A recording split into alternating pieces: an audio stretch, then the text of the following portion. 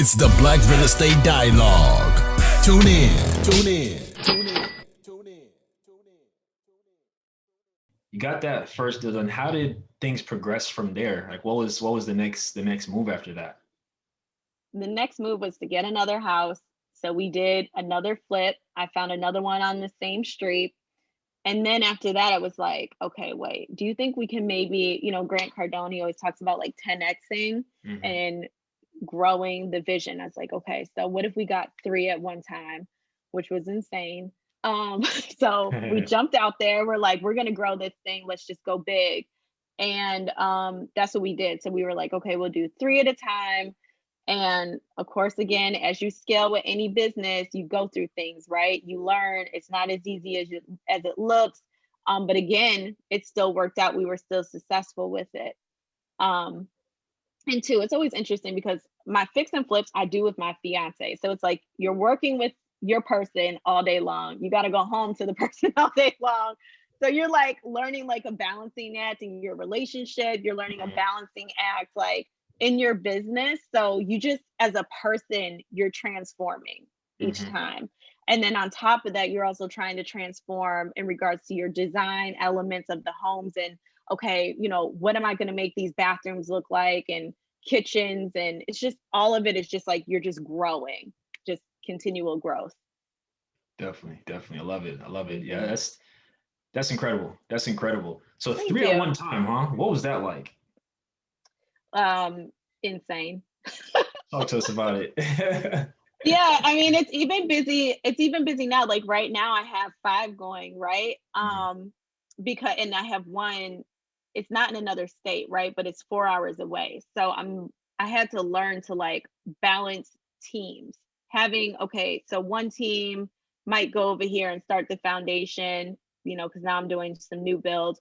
And then once they're done with that, I'm going to bounce them over to, the next address. They'll work on the foundation while that person's doing framing. So really what I've learned over time is that fix and flipping is really more about project management and having the right teams and the right people.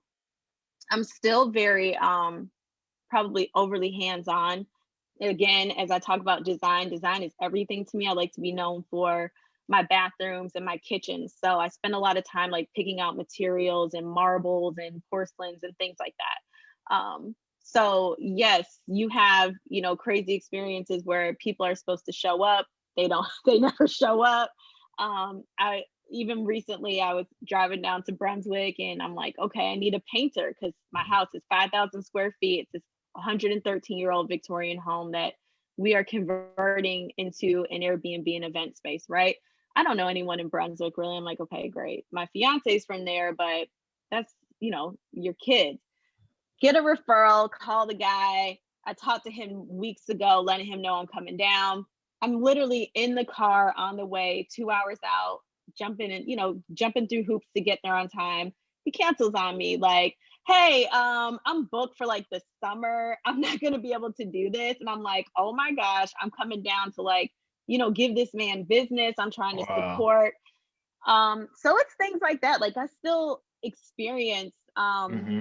just I don't know, delays, like difficulties with it. But, now we got this great guy who's painting the house. And so it's just things like that. Like you just have to really get tough and also get savvy to have other resources or other backups to the backup. Definitely. Definitely. That makes a lot of Yeah. sense. And in the beginning, how are you finding deals? Were you sending out mailers? Were Mhm. you just cold calling MLS? Like how are you sourcing? No. So at that time, that was before the market is what it is now, where there's like no inventory. Hmm. So originally, I was able to find a couple of my first deals on MLS. They were like foreclosures. Um, Now that is so difficult. And I have definitely been working closer with wholesalers that I trust and know and have like good relationships with. Hmm. And those have been the ones that have been helpful to find the deals. But even like our Brunswick home, we were just down there visiting for the weekend and I drove by the house and we saw it and it had a for sale sign. And again, that was how we got that one, calling the realtor, negotiating multiple appraisals, things like that. But I do think in this environment, you do have to be scrappier. Like you have to get out there, you have to call, email, or if that's not something that you want to do, find a wholesaler that you really like that you can, give addresses to and build a relationship with so they can do that work for you while you focus on other areas in your business.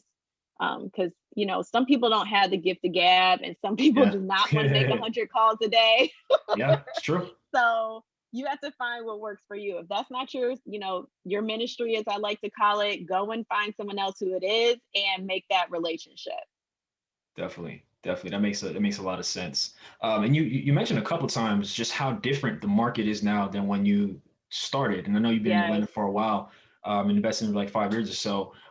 Can you talk to Hmm. us about that and just how much it's changed? I was in Atlanta, I think 2 years ago for a wedding, and I Hmm. had a great time. Um, Hmm. but yeah, just tell us more about how the market has changed and kind of what you're seeing now compared to what it was like in the beginning.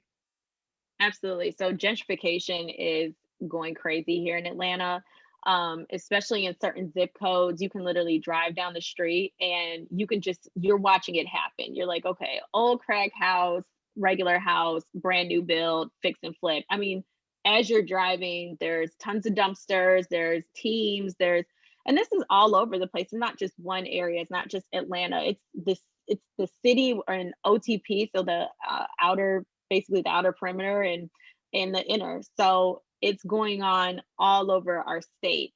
And I think because there's a lot of opportunities because there are older homes here.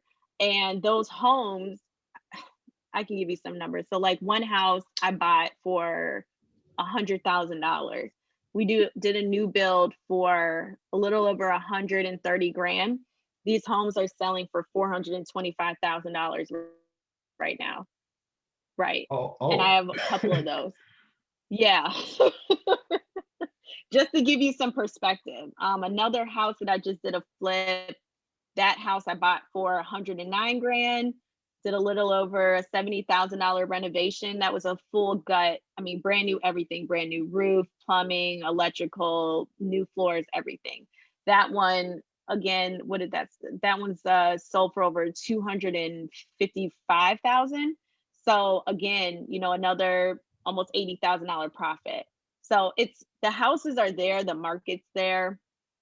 Again, you can see it all over, in these neighborhoods.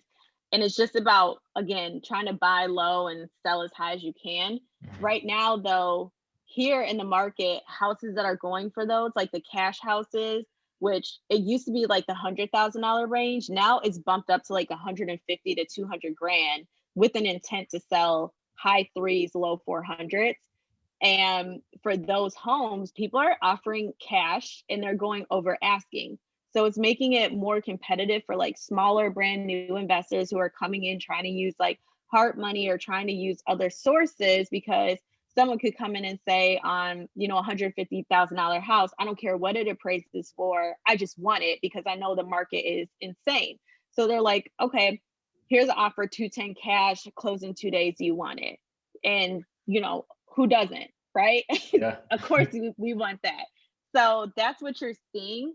I have a girl in the group who she posted the other day that she had forgot what this house was listed at, but all in all, she had 188 offers on this home. 188 offers in 48 hours. She literally had to tell this girl, she's like, look, I'm sorry, I can, we're not even taking any more offers. 188 offers. Insane.